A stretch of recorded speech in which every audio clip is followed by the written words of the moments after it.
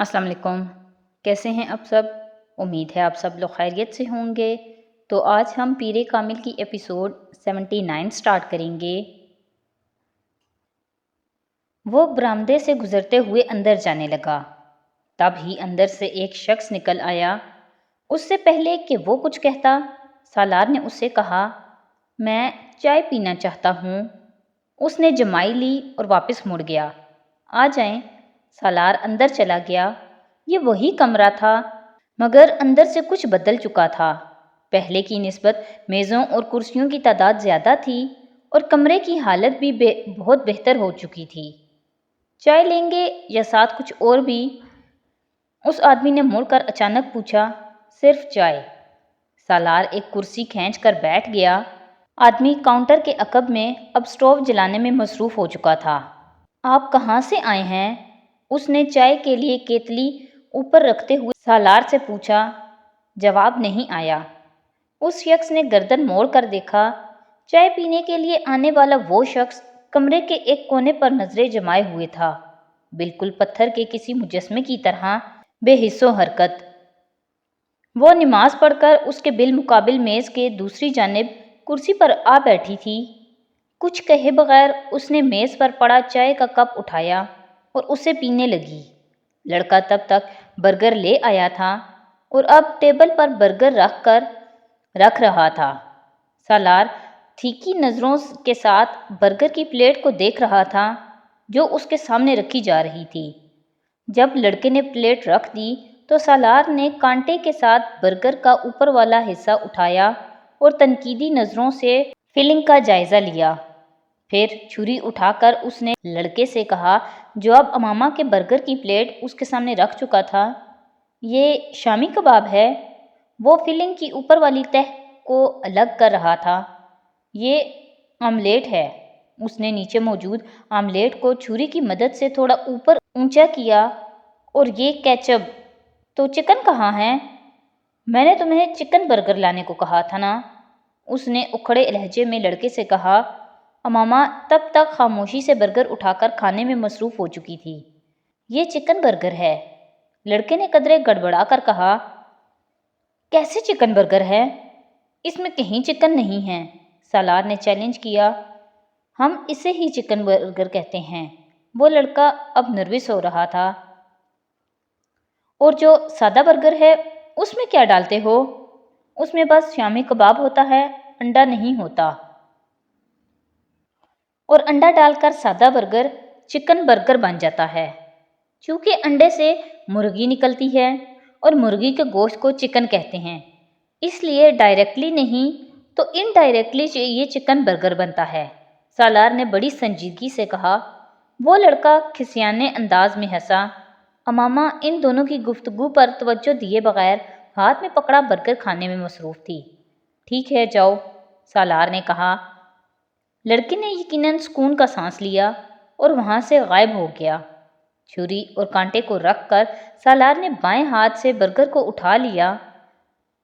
Burger खाते हुए अमामा ने पहली बार प्लेट से सालार के होंठों तक बाएं हाथ में बर्गर के सफ़र को ताज्जुब आमेज़ नज़रों से देखा और ये ताज्जुब एक लम्हे में गायब हो चुका था। वो एक बार फिर बर्गर खाने में मसरूफ़ थी। सालार ने अपने बर्गर को दांतों से काटा, एक लम्हा के लिए मुंह चलाया और फिर बर्गर को अपनी प्लेट में उछाल दिया। फजूल बर्गर है, तुम किस तरह खा रही हो? सालार ने लुकमे को बामुश्किल हल्क से निगलते हुए कहा। इतना बुरा नहीं है जितना तुम्हें लग रहा है, अमामा ने बेतासुर अंदाज में कहा। हर चीज़ में तुम्हारा स्टैंडर्ड बड़ा लो है अमामा, वो चाहे बर्गर हो या शोहर। बर्गर खाते हुए अमामा का हाथ रुक गया। सालार ने उसके सफ़ेद चेहरे को एक पल में सुर्ख होते देखा। सालार के चेहरे पर एक तपा देने वाली मुस्कुराहट आई। मैं जलाल अंसर की बात कर रहा हूँ, उसने जैसे अमामा को याद दिलाया। तुम ठीक कहते हो, अमामा ने पुरसुकून लहजे में कहा। मेरा स्टैंडर्ड वाकई बहुत लो है। वो एक बार फिर बर्गर खाने लगी। मैंने सोचा तुम बर्गर मेरे मुंह पर दे मारोगी, सालार ने दबी मुस्कुराहट के साथ कहा। मैं रिस्क जैसी नेमत को क्यों ज़ाया करूँगी? یہ اتنا برا برگر نعمت ہے؟ اس نے تضحیک آمیز انداز میں کہا۔ اور کون کون سی نعمتیں ہیں اس وقت تمہارے پاس؟ انسان اللہ کی نعمتوں کا شکر ادا کر ہی نہیں سکتا۔ یہ میری زبان پر ذائقہ چکھنے کی جو حس ہے، یہ کتنی بڑی نعمت ہے کہ میں اگر کوئی چیز کھاتی ہوں تو اس میں اس کا ذائقہ محسوس کر سکتی ہوں۔ بہت سے لوگ اس نعمت سے بھی محروم ہوتے ہیں، اور ان لوگوں میں ٹاپ آف دی لسٹ سالار سکندر کا نام ہوگا، ہے نا؟ اس نے امامہ کی بات مکمل ہونے سے پہلے ہی تیز آواز میں اس کی بات کاٹی۔ سالار سکندر کم از کم اس طرح کی چیزیں کھا کر انجوائے نہیں کر سکتا۔ اس شخص نے چائے کا کپ اس کے سامنے رکھ دیا۔ سالار یک دم چونک گیا۔ سامنے والی کرسی اب خالی تھی۔ ساتھ میں کچھ اور چاہیے؟ آدمی نے کھڑے کھڑے پھر پوچھا۔ نہیں، بس چائے کافی ہے۔ سالار نے چائے کا کپ اپنی طرف کھینچتے ہوئے کہا۔ آپ اسلام آباد سے آئے ہیں؟ اس نے پوچھا۔ ہاں۔ لاہور جا رہے ہیں؟ اس نے ایک اور سوال کیا۔ اس بار سالار نے سر کے اشارے سے جواب دیا۔ وہ اب چائے کا گھونٹ لے رہا تھا۔ اس آدمی کو شبہ ہوا اس نے چائے پینے والے شخص کی آنکھوں میں ہلکی سی نمی دیکھی ہے۔ میں کچھ دیر یہاں اکیلا بیٹھنا چاہتا ہوں، اس نے چائے کا کپ میز پر رکھتے ہوئے سر اٹھائے بغیر کہا۔ وہ شخص کچھ تعجب سے اسے دیکھتا ہوا واپس کچن میں چلا گیا اور ثانوی نوعیت کے کاموں میں مصروف گاہے بگاہے دور سے سالار پر نظریں دوڑاتا رہا۔ پورے 15 منٹ بعد اس نے سالار کو ٹیبل چھوڑ کر کمرے سے نکلتے دیکھا۔ وہ آدمی بڑی تیز رفتاری کے ساتھ کچن سے کمرے میں واپس آیا، مگر اس سے پہلے کہ وہ سالار کے پیچھے باہر جاتا، میز پر خالی کپ کے نیچے پڑے ایک نوٹ نے اسے روک لیا۔ وہ حیران سا اس نوٹ کو دیکھتا رہا، پھر اس نے آگے بڑھ کر اس نوٹ کو پکڑا اور تیزی سے کمرے سے باہر آ گیا۔ سالار کی گاڑی اس وقت ریورس ہوتے ہوئے مین روڈ پر جا رہی تھی۔ اس آدمی نے حیرانی سے اس دور جاتی ہوئی گاڑی کو دیکھا، پھر ہاتھ میں پکڑے اس 1000 روپے کے نوٹ کو برآمدے میں لگی ٹیوب لائٹ کی روشنی میں دیکھا۔ نوٹ اصلی ہے، مگر آدمی بے وقوف۔ اس نے اپنی خوشی پر قابو پاتے ہوئے زیر لب تبصرہ کیا اور نوٹ کو جیب میں ڈال لیا۔ سکندر عثمان صبح ناشتے کی میز پر آئے تو بھی ان کے ذہن میں سب سے پہلے سالار کا ہی خیال آیا تھا۔ سالار کہاں ہیں؟ اسے بلاؤ، انہوں نے ملازمہ سے کہا۔ سالار صاحب تو رات کو ہی چلے گئے تھے۔ سکندر اور طیبہ نے بے اختیار ایک دوسرے کا چہرہ دیکھا۔ کہاں چلے گئے؟ گاؤں؟ نہیں، واپس لاہور چلے گئے۔ انہوں نے سالار کا نمبر ڈائل کیا، موبائل آف تھا۔ انہوں نے اس کے فلیٹ کا نمبر ڈائل کیا، وہاں جوابی مشین لگی ہوئی تھی۔ انہوں نے پیغام ریکارڈ کرائے بغیر فون بند کر دیا۔ کچھ پریشان سے وہ دوبارہ ناشتے کی میز پر آ بیٹھے۔ فون پر کانٹیکٹ نہیں ہوا؟ طیبہ نے پوچھا۔ نہیں، موبائل آف ہے۔ اس کے فلیٹ پر آنسر فون لگا ہوا ہے، پتہ نہیں کیوں چلا گیا۔ آپ پریشان نہ ہوں، ناشتہ کریں، طیبہ نے انہیں تسلی دینے کی کوشش کی۔ تم کرو، میرا موڈ نہیں۔ وہ اٹھ کر باہر نکل گئے۔ طیبہ بے اختیار سانس لے کر رہ گئی۔ سالار نے اپنے فلیٹ کا دروازہ کھولا۔ باہر فرقان تھا۔ وہ پلٹ کر اندر آ گیا۔ تم کب آئے؟ فرقان نے قدرے حیرانی سے اس کے پیچھے اندر آتے ہوئے کہا۔ آج صبح۔ سالار نے صوفے کی طرف جاتے ہوئے کہا۔ کیوں؟ تمہیں گاؤں جانا تھا؟ فرقان نے اس کی پشت کو دیکھتے ہوئے کہا۔ میں تو پارکنگ میں تمہاری گاڑی دیکھ کر آ گیا۔ بندہ آتا ہے تو بتا ہی دیتا ہے۔ سالار جواب میں کچھ کہے بغیر صوفے پر بیٹھ گیا۔ کیا ہوا؟ فرقان نے پہلی بار اس کے چہرے کو دیکھا اور تشویش میں مبتلا ہو گیا۔ کیا ہوا؟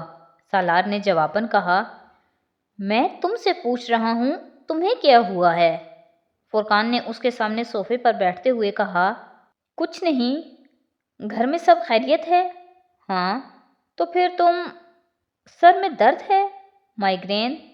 فرقان اب اس کے چہرے کو غور سے دیکھ رہا تھا۔ نہیں۔ سالار نے مسکرانے کی کوئی کوشش نہیں کی۔ اس کا فائدہ بھی نہیں تھا۔ اس نے اپنی آنکھوں کو مسلا۔ تو پھر کیا ہوا ہے تمہیں؟ آنکھیں سرخ ہو رہی ہیں۔ میں رات سویا نہیں، ڈرائیو کرتا رہا ہوں۔ سالار نے بڑے عام سے انداز میں کہا۔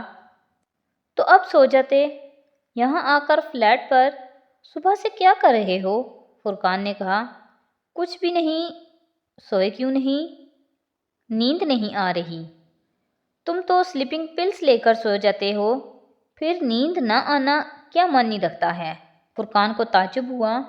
بس آج نہیں لینا چاہتا تھا میں، یا یہ سمجھ لو کہ آج میں سونا نہیں چاہتا تھا۔ کھانا کھایا ہے؟ نہیں، بھوک نہیں لگی۔ 2 بج رہے ہیں، فرقان نے جیسے اسے جتایا۔ میں کھانا بھجواتا ہوں، کھا لو۔ تھوڑی دیر سو جاؤ، پھر رات کو نکلتے ہیں آؤٹنگ کے لیے۔ نہیں، کھانا مت بھجوانا، میں سونے جا رہا ہوں، شام کو اٹھوں گا تو باہر جا کر کہیں کھاؤں گا۔ سالار کہتے ہوئے صوفے پر لیٹ گیا اور اپنا بازو آنکھوں پر رکھ لیا۔ فرقان کچھ دیر بیٹھا اسے دیکھتا رہا، پھر اٹھ کر باہر چلا گیا۔ تمہاری طبیعت ٹھیک ہے؟ رمشا نے سالار کے کمرے میں آتے ہوئے کہا۔ اس نے ریسیپشن کی طرف جاتے ہوئے سالار کے کمرے کی کھڑکیوں کے چند کھلے ہوئے بلائنڈز میں اسے اندر دیکھا تھا۔ کوریڈور میں سے جانے کے بجائے وہ رک گئی۔ سالار ٹیبل پر اپنی کوہنیاں ٹکائے دونوں ہاتھوں سے اپنا سر پکڑے ہوئے تھا۔ رمشا جانتی تھی کہ اسے کبھی کبھار مائیگرین کا درد ہوتا تھا۔ وہ ریسیپشن کی طرف جانے کی بجائے اس کے کمرے کا دروازہ کھول کر اندر آ گئی۔ سالار اسے دیکھ کر سیدھا ہو گیا۔ وہ اب ٹیبل پر کھلی ایک فائل کو دیکھ رہا تھا۔ تمہاری طبیعت ٹھیک ہے؟ رمشا نے فکرمندی سے پوچھا۔ ہاں، میں بالکل ٹھیک ہوں۔ اس نے رمشا کو دیکھنے کی کوشش نہیں کی۔ رمشا واپس جانے کی بجائے آگے بڑھ آئی۔ نہیں، تم ٹھیک نہیں لگ رہے، اس نے سالار کے چہرے کو غور سے دیکھتے ہوئے کہا۔ تم پلیز اس فائل کو لے جاؤ، اسے دیکھ لو، میں دیکھ نہیں پا رہا۔ سالار نے اس کی بات کا جواب دینے کی بجائے فائل بند کر کے ٹیبل پر اس کی طرف کھسکا دی۔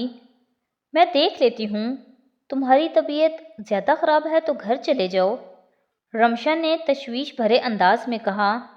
ہاں، بہتر ہے میں گھر چلا جاؤں۔ اس نے اپنا بریف کیس نکال کر اسے کھولا اور اپنی چیزیں اندر رکھنا شروع کر دیں۔ رمشا بغور اس کا جائزہ لیتی رہی۔ تو آج کے ایپیسوڈ یہیں پہ ختم کرتے ہیں۔ نیکسٹ ایپیسوڈ کے ساتھ کل پھر حاضر ہوں گے۔ تو اگر آپ کو میری ویڈیوز اچھی لگ رہی ہیں تو پلیز میری ویڈیوز کو لائک کریں، میرے چینل کو سبسکرائب کریں اور اپنے فیملی اور فرینڈ کے ساتھ شیئر کریں۔ بہت شکریہ۔